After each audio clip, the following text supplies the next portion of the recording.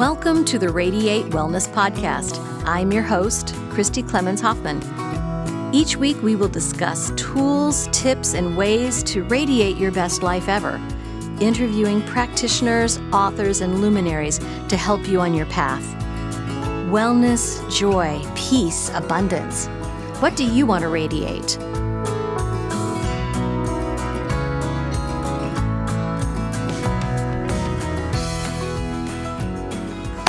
All right, today my guest is Lisa K. Cooper, grief transition specialist, inspirational speaker, and author of You're My Voice, How Love's Voice Never Dies.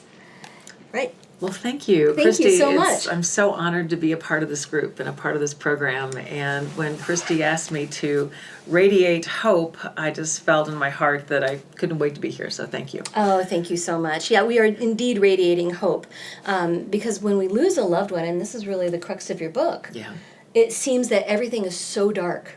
Right, It seems it's really hard to even wake up and continue our day. Right. But there is hope at the end. There is hope. And really, my mission is to help people discover how love never dies. Right.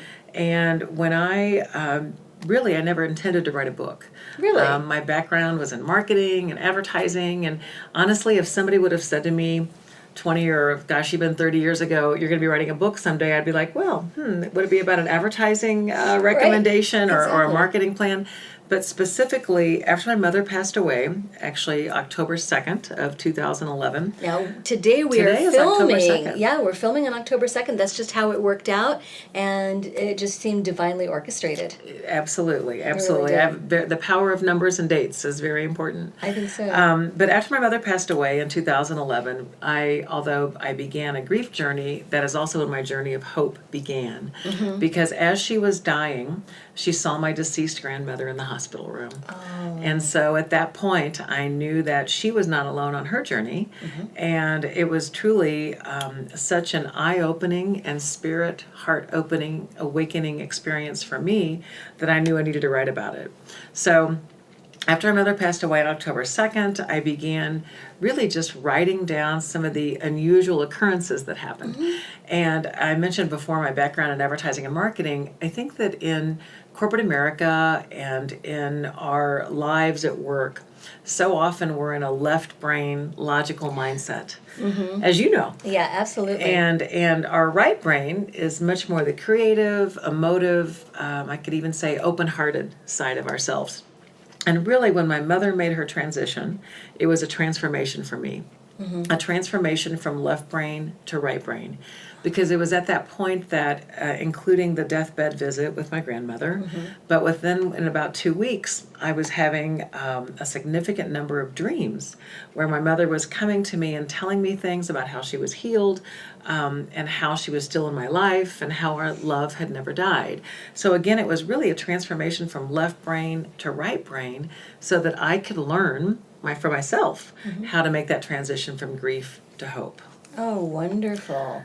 Yeah, because that must have been quite a shock when your mother died. She wasn't really... Well, she was only 78, Right. and not particularly that old, but actually had some, an adverse reaction to some surgery, and then actually passed away about 3 weeks after that. So it wasn't a long ordeal of sickness or anything like that. It was rather abrupt. But what I started doing was just writing down the unusual occurrences that started happening. So because of my kind of rigid marketing background, I began to make outlines because that was the only way I could make sense of everything that was going on. So I made these outlines of dreams.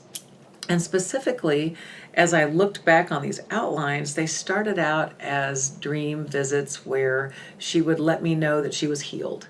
She would let me know she was walking. Just one in particular, way back when, and I want to say 1995-ish, my mother and I had gone to Sedona, Arizona for Mother's Day. And we had had a wonderful trip, and it was probably one of the best times we've had as an adult daughter, with your mother. And so one of the first dreams I had after she passed away was we were walking in Sedona, and if you've been there, the red rocks and the beautiful blue sky. I mean, it's so vibrant. And we were walking down this road together, and she put her hands out, and she said to me, "Look, Lisa," she says, "my hands are healed. I'm walking. I'm out of pain, and I'm always with you. So those were kind of the beginning of these dreams that I called them the healing dreams. And then a whole nother set of dreams began where I called them the advising dreams. And I think from a spiritual perspective, she must have known that I knew something was going on, that I knew she was healed. And now she was giving me some advice on things. So, for example, my father and I were working on the sale of their home about a year after she passed. And she came to me in a dream and discussed the painter and what was happening logistics-wise with the house, and even gave me specific dates. So it was those kinds of experiences that I knew I had to write down, because I had so much hope and I had so much peace about death that I knew I needed to share it with other people. And when I tell people about my experiences, I, as a background, as a mom and a corporate manager, that kind of thing, but as a normal person being able to receive so much information from a loved one. And I think that that's what helps people also find hope on their own journey. Right. And then after the advising dreams were over, if you will, a whole nother series of dreams began where I called them the life lessons. And those were where she specifically described what it was like to leave her body, how her essence, she called it, was always around as long as we ask, as you know, and that death is a part of life. And that was her verbatim message to me in a dream. Death is a part of life. So as these continued to unfold, I just kept writing them down and not really with the intention of writing a book at first, but maybe with the intention of perhaps giving it to my daughter someday, so that she'd know that, I will always be around. Right. But so I continued to write these down, and then at the same time was having all these signs occur. That's right. As unusual things, whether it was, we used to joke that my mother's favorite song was Celebration by Kool and the Gang. And to this day, I'll be in the most unusual circumstance and Kool and the Gang will come on. And kind of on a unusual event, for example, that they wouldn't be playing a 1980-something Kool and the Gang type music venue. So that's, I think our loved ones can reach us with songs and feathers and signs and numbers. And as you know, aside from dreams, just so many things that can occur. So I just continue to write them down. And with the intention of giving people hope that love can never die. Absolutely. Well, and Lisa and I teach a class together. We teach Love Never Dies, which is a workshop to teach people how spirit communication works, how our loved ones do communicate with us, and how we can communicate with them. You've broken it down into some steps as well. Right, Would you like to go Absolutely, into those? Sure. I think because of my background in advertising, I developed this acronym, if you will, for dreams and signs, and how to help people open their hearts to the language of spirit. So for dreams, I always say D stands for decide to receive.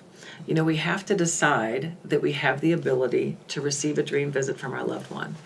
And then R, I say relax and restore. And this is a hard one because, we're going through our lives at such fast pace. Right. And I feel like we're always connected via phones or, your iPad or your laptops, whatever the case may be. But we have to slow down and relax our spirit to receive signs and dreams from our loved ones.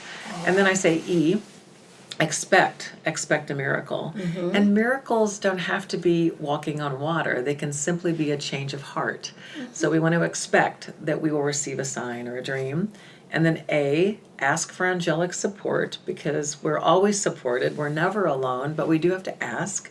And M, the most simple, make notes. I had a nightstand next to my bed, and I would basically make these notes when I would wake up in the morning so that I would absolutely make sure that I wasn't going to forget any component of the dream. Absolutely. And even though when you have the dream visits, they're a dream visit because you feel love in your heart and it's not a fearful situation, and you know that you truly have had a visit from your loved one. But I haven't forgotten those dreams to this day, but it helped to write them down. So That's great. DREAM was very helpful for me. And that's what I tell people in workshops and also working one-on-one is these are some of the practical tips to learn how to open their hearts to spirit. And then with signs, one of the things I tried to do when I wrote the book is I didn't want to do a lot of research on deathbed visits or signs or after-death communication until I really was finished writing. But I began to understand that signs are our loved ones, our deceased loved ones, manipulating energy to let us know that they're okay. So, for example, with signs, I mentioned songs. Even a message on my laptop computer one night. Yes. Again, they can, if it's energy, right, it can be manipulated. absolutely. Electrical outages, as you know, or electrical weird things happening. So signs are our loved ones manipulating energy to let us know that we're okay. And then my acronym for signs is sense your senses, because for me, I would smell my mother's perfume, my grandfather's cigar, whatever. Absolutely, can come with all of the senses. Yes, Absolutely. all the senses. And then ignore your ego, because so many times we want to doubt ourselves and say, oh, that's just my imagination, or Wishful thinking. So ignore your ego. And then I say G for go within, Yeah. because we have to take the time to go within. All our answers are within. And if we can only take the time to really listen to our heart and not our mind, whether it's left brain, right brain, heart, mind, whatever the case may be, if we can take some time to listen, those are where the answers are too, and confirming some signs. And then I say within is notice nature. I think for walking, whether you've had your sign license plates experiences as Right. well, and those are so many times the universe giving us just a sign, an actual sign to give us some guidance. Absolutely. So noticing nature when you're out walking, when you're hiking, whatever the case may be. Right, yeah. So So- many people know what their signs are, but we just do have to be open to it. So people might know that, oh, when I see ladybugs, Yes. that's my mom. When I see cardinals, that's my dad.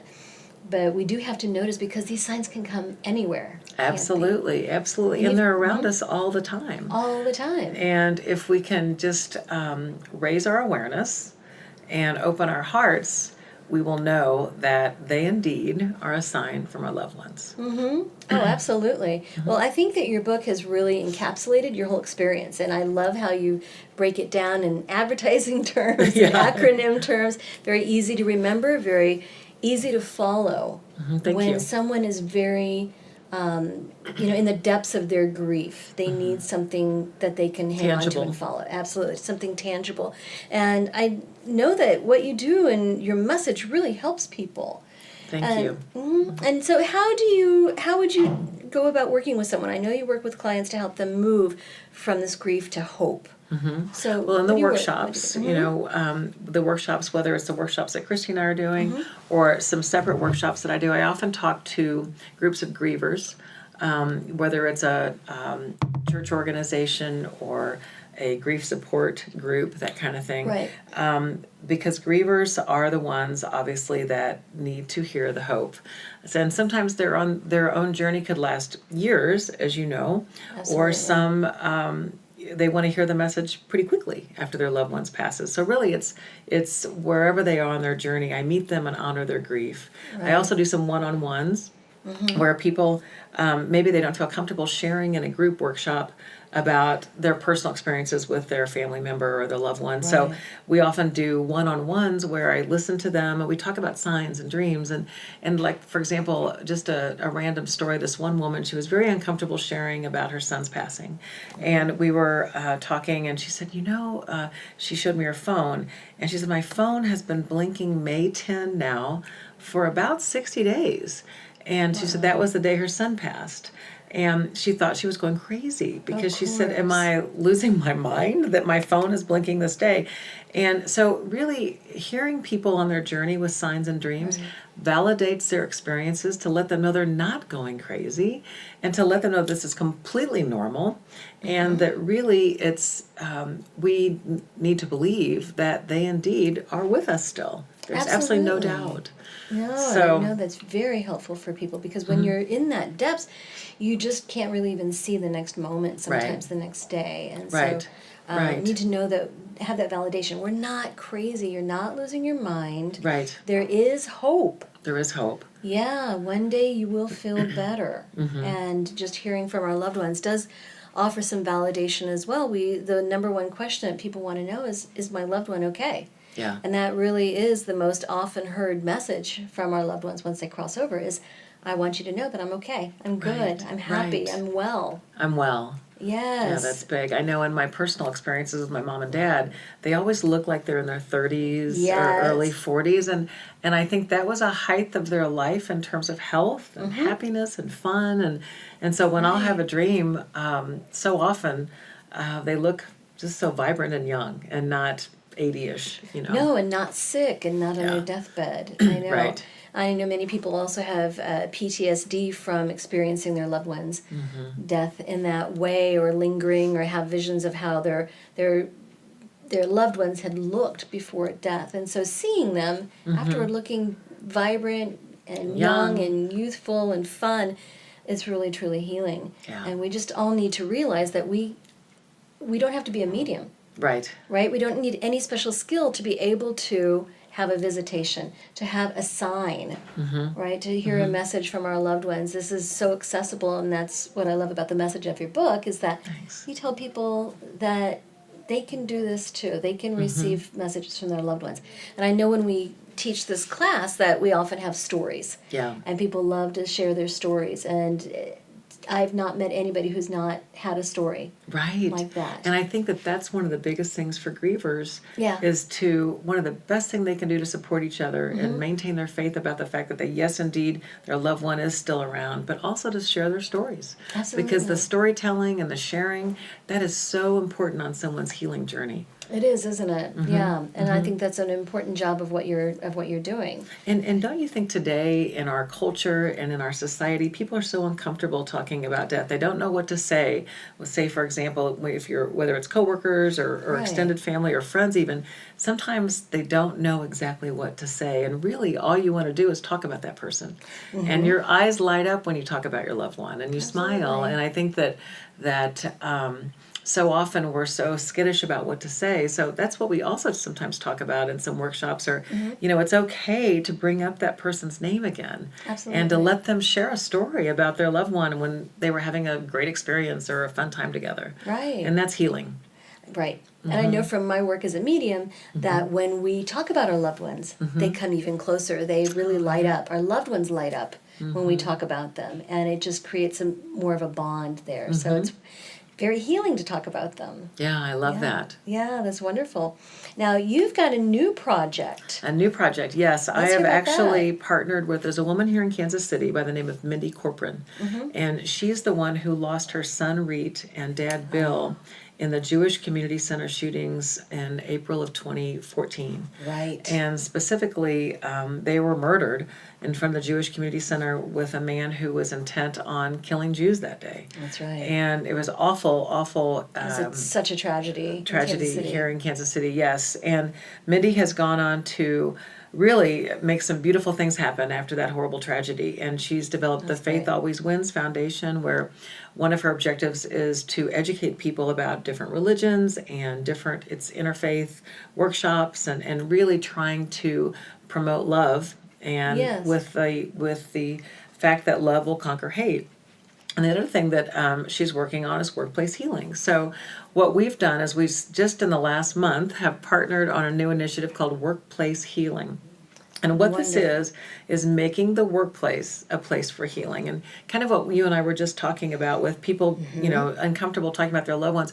When you go back to work and you only have maybe a 3-day bereavement policy, and you go back and you're trying to get assimilated again in your work environment, you're changed.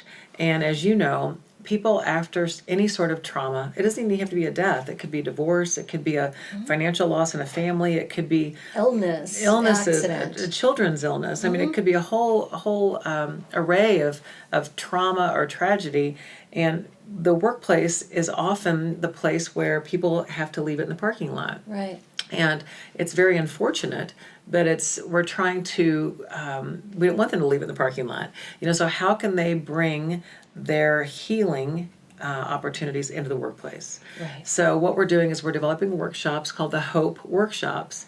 And it's based on heart-based healing. Stands for H. It stands for heart-based healing in a head-based world. Oh. And so basically providing healing opportunities that are heart-based in an employee's work environment to help them heal. from trauma, and then giving them opportunities, whether it's role playing and dialogue and what to say to someone. I had a friend who he's in his 50s. His boss's husband committed suicide, and my friend had to Google, what should I say to my boss when she comes back to work? Well, Wow. even though they'd known each other, it's a very awkward situation. So Right. we'll be helping people and teams provide healthy dialogues so that when they come back to work, it's a very open and loving environment that you can share and talk. And now if there's someone that doesn't want to talk, that's fine too. Right. But if someone does want to talk, that would help them on their healing journey. And there's been so many studies that people that when they come back to work, there's absenteeism and then there's presenteeism, the new buzzword. So you can be present, but not really there fully, your whole self isn't there because you're Absolutely. still planning a funeral in your head, or you're still thinking about your loved one in the hospital. Right. So how do you bring your whole self to work? So the Hope Workshops, we've got also P stands for personal fulfillment. There's so many times after a tragedy where a person really wants to realign their purpose in life. Right. Like a transformation. I wrote the Exactly. book. Exactly. Right. Yeah, you have a new mission, You have a new right. mission. And if the workplace can be a place for a new mission, we want to provide those opportunities there. Yes. And then do some E means employee train the trainer training.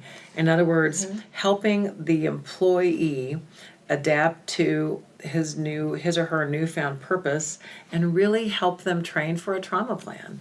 So that's the quick umbrella, You're right. but I think that it's an unmet need in corporate America to have heart-based healing. Now, in the how do you workplace. define heart-based healing as opposed to any other type of healing? It's more focused on the individual and their hope and their journey of hope. It's Wonderful. not for example, a scheduled counseling event in the conference room. It's more of working with the employee's team to help them heal their immediate group at work. And if they're interested in hearing more about dreams and signs and that kind of thing, of course that can be part of the component. And if they're Sure. not, that's okay too. Right. So whatever their needs are, Right. we want to go in to really make sure that their whole self is there. And what does whole self mean? What does that mean? It means being able to not have to go to the parking lot to cry, but rather Yes. having an opportunity at work where you can escape your cubicle and there's a quiet room, or there's meditations.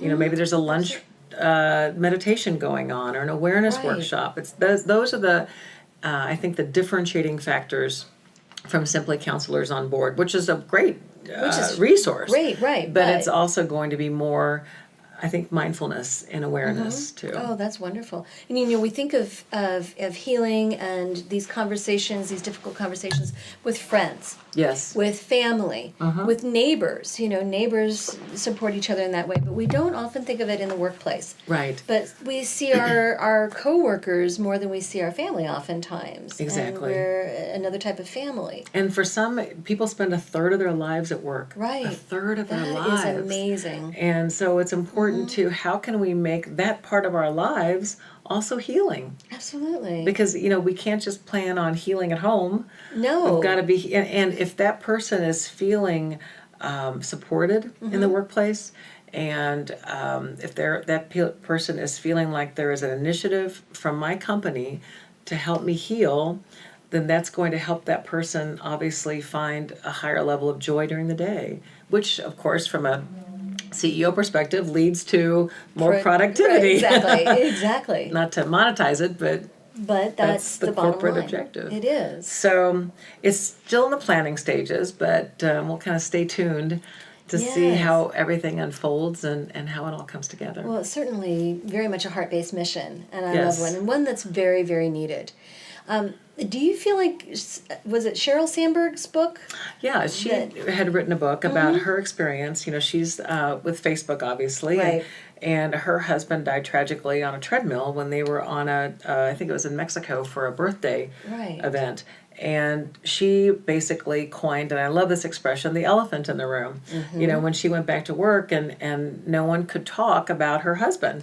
They Right. felt so uncomfortable. And then they didn't want to talk about their own husbands or their own family or their own children. And she had so many worries about raising her kids without a father. Right. And her work It's called Option B.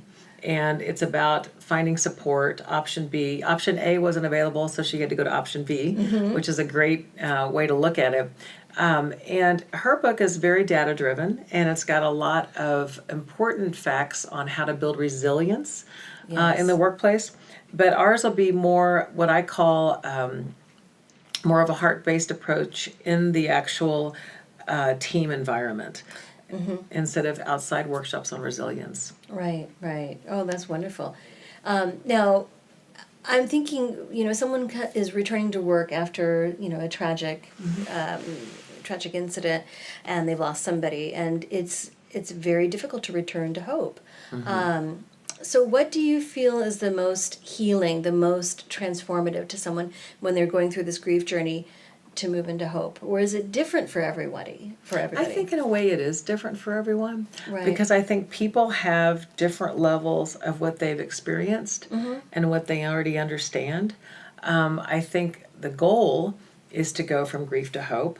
Right. I think that we all go through our grief journeys, and some it's the rest of their lives, really, in a different sort of volume. Sometimes it's turned up, sometimes it's turned really low.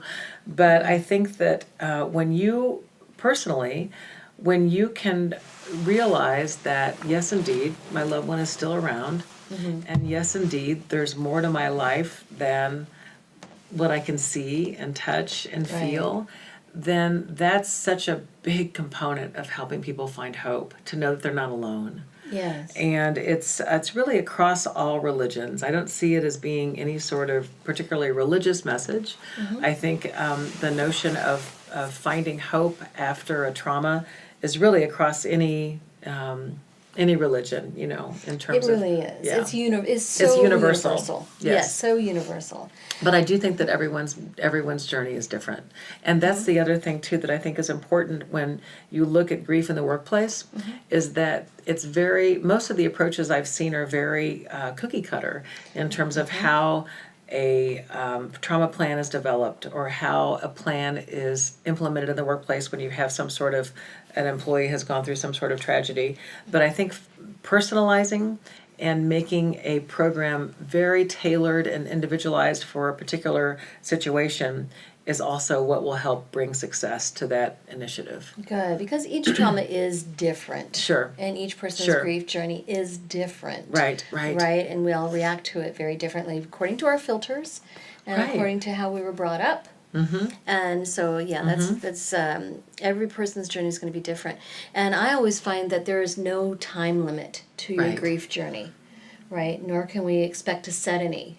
Is that part of the program? I think so too, because I think when people start putting linear timelines, absolutely. Number one, it stresses them out because they think, "Gosh, I should be further along." Right. And there really is no timeline for grief. But one of the worst things that someone can say in the workplace is, "Well, take as long as you need off." Well, that doesn't help me get my job done, though.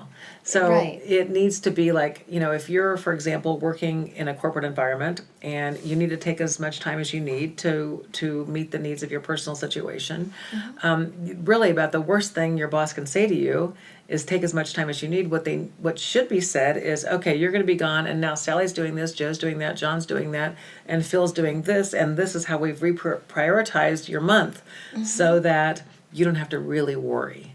And that's I think, just it. And that's it, because we still do have work to do, but how can we accomplish those objectives with true help from your team? And sometimes it takes someone coming in from the outside to shed that light. Because people have good hearts. They mean well. Of course. But they don't know exactly how to deal with it, especially when they're uncomfortable talking about death. To top it all off, it's such a taboo topic in our society, and so it's almost like when Mindy and I will go into a corporation, we'll do the dirty work. We'll talk about it. We'll talk about what needs to be talked about, and then help them reprioritize, and again help them realize that there is no timeline. There is no timeline, and we could be fine a few weeks from now, and then have a few bad days where it's really rough. Right. Anniversaries, certain triggers. Right. Can set us, back down the path again. Right. So we have to understand that just because it's been a certain amount of time, we seem to be feeling better, we still need to give ourselves that grace. Yes, and letting your boss know Right. that, for example, the phenomenon of foggy brain is scientific. It's proven. It's physical, and it does happen to people. And it's important to let those supervisors or whatever the case may be in their organization know that there is no timeline. Exactly what you just said, and a trigger, an anniversary, or anything could really. That person could have some problems, and setback. how do you identify that? How do you bring the awareness up in the workplace that, hey, we want to extend our heart here? Right. Is it a bad day or is it grief? Yeah. Right? And even the person going through it may not quite understand. But if we can all have that sensitivity. Sensitivity, that's very good. And yes. I do believe that we all do need to have more sensitivity about everyone around us anyway. And more emotional intelligence and just the social cues to understand when somebody's really having a hard time and what we can do to support them. Right. I think it is so important on anybody's journey, whether it's death or any other type of trauma in people's lives, just having the grace to be sympathetic, empathetic, and supportive. I just applaud your mission. Well, it's thank you. Wonderful. It's still in the planning stages. Of course. So as I talk about it, I get more ideas. Of course you do. Well, and your mission of the book and the workshops that you do on your own and that we do together, I feel like it's all part of the greater mission of traveling from grief into hope. Yeah. Right? How did you know when you had made that transition into hope? Or do you feel like you have? I think that the writing, I mean, I always tell people too in workshops, I think a healing technique is to write. And the more I started writing and explaining what was going on when people would ask, well, I'm sorry to hear about your mother, I'm sorry to hear about your father. And I would start telling them what was going on. And I even myself, I'm sure my energy and my vibrations of energy went up because I thought, wow, I am sharing these stories of which are examples of how love never dies, and I immediately became hopeful. So I think that for me, I needed to experience it and be able to share it, and I share it with such passion and hope that my mission, of course, is to share that passion so that other people feel it as well. Right. But I think for me it was honestly pretty quick because once I started writing it down and putting it together, I said I have no doubts. Right. There's just no doubt in my mind that in my personal situation with my mom and now my dad, I thought there's just no doubt in my mind that they're not here. Well, and let us stress that you were not that type of believer beforehand. Right. I always consider myself open, but not particularly. I hadn't experienced anything like this before. Exactly. So, and I think the experience part is what sets it apart. Absolutely. And I do believe that everybody has their own experience. Yes. And it doesn't Well, and make the interesting thing is when we're doing a workshop, as you know, we're doing a talk together, when we do our Love Never Dies talks, and then people start sharing their personal stories, and you cannot make it up. I mean, the things that happened to so many people, whether it's flowers blooming that have never bloomed, that are dead, or unusual animal behaviors. There's one woman who has an owl that the owl sits on her picnic table in Overland Park at high noon when she babysits her son's kids. So unusual animal behaviors and numbers and sequences and so many things happen that you really cannot make it up. You can't make it up. And we just have to keep not only our eyes, our minds, our hearts, all the senses open to all these things going around us. Right. And then I think we can all be believers at that point, right? And know that there's so much more than us. Oh my gosh, there's so much more than us. And they really do want us to know that. Good. Love your mission, love your book, love the workshops and everything. Will you hold up the book? It's You Are My Voice by Lisa Colias Cooper, How Love's Voice Never Dies. That's right. What is your website? It's lisakcooper.com. Okay. www.lisak, just the middle initial K, Cooper.com. And the reason I have the K is my maiden name. So I thought my words and my stories and my book is about my parents, or my mother in particular, and also my father. Right. So that's why I incorporated the K to it. So lisakcooper.com. And just incidentally, the reason I did the shell, shortly after my mother passed away, it wasn't really a dream, and it wasn't really a sign, but I truly heard her voice, and I had to say to myself, Lisa, are you going crazy? But I wasn't. And so I truly heard her voice articulate how her death was almost like a shell. When I was growing up, we used to go to Florida and pick up shells. Right. And so we'd bring the shells back to Kansas City and wash them and put them in jars.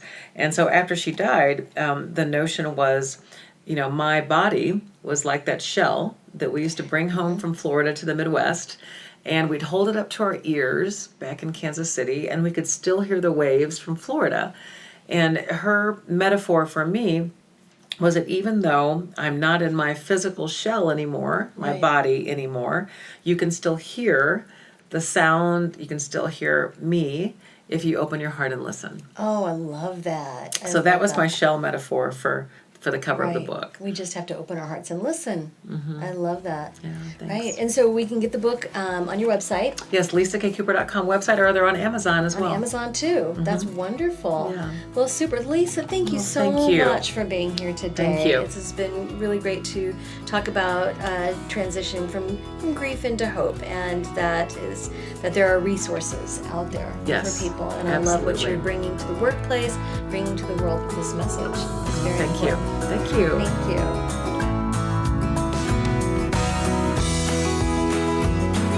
Radiate Wellness is a community of holistic and alternative healers and consultants based in the Kansas City area, dedicated to helping you create spiritual, energetic, and physical well-being. To learn more about our practitioners, services, classes, and events, or to schedule an appointment, visit us at radiatewellnesscommunity.com.